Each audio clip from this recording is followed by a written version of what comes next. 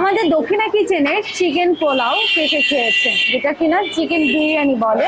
আর এই চিকেন বিরিয়ানির প্রাইস পড়ছে মাত্র 160 টাকা। 160 টাকায় কি কি পাচ্ছেন একটু বলি।